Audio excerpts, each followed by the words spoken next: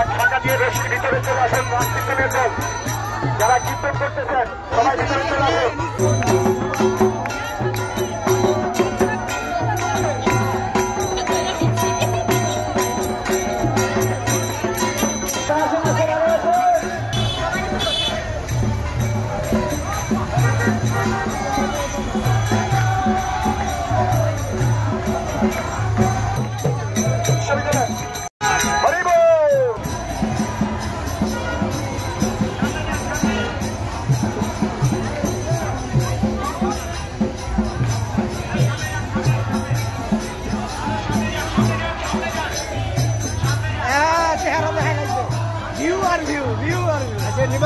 তুমি এখানে কিসের জন্য আসছো?